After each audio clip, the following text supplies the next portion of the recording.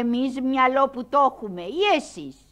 Βρε, αν είχατε τόσο δα μυαλό, θα κάνατε ό,τι κάνουμε κι εμείς με το μαλλί.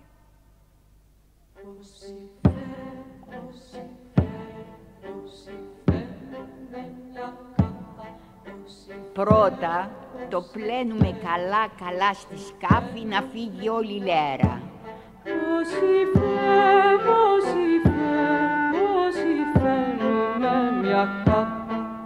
Ύστερα το χτυπάμε με τον κόπανο να φύγουν οι σγρούμποι και οι κολιτσίδες.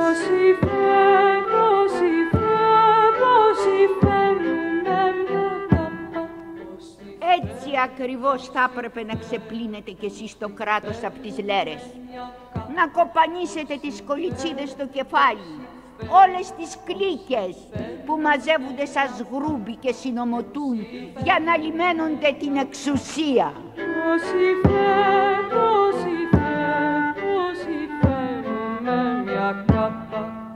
Ύστερα θα έπρεπε πάλι όπως εμείς να ρίξετε σε ένα πανέρι πανανθρώπινης αδελφοσύνης το καθαρό μαλλί, όλους τους άξιους και χριστούς πολίτες.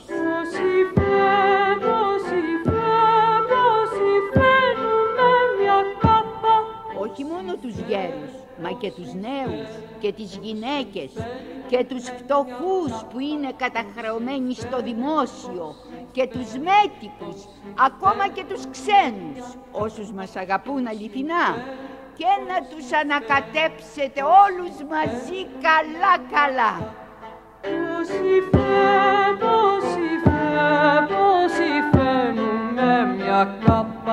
Και ματωδία, ας μην ξεχνάμε και τις πόλεις που έχουν απικήσει οι δικοί μας, σ' όποια γωνιά της γης κι αν βρίσκονται.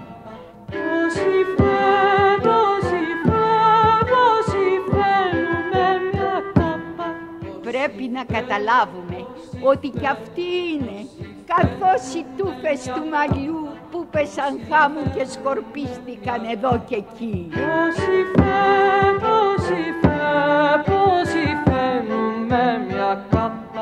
Και αυτούς λοιπόν να τους μαζέψετε κοντά σας και με αυτή την πελώρια ανθρώπινη τουλούπα να υφάνετε για όλο το λαό μια ζεστή μεγάλη κάπα.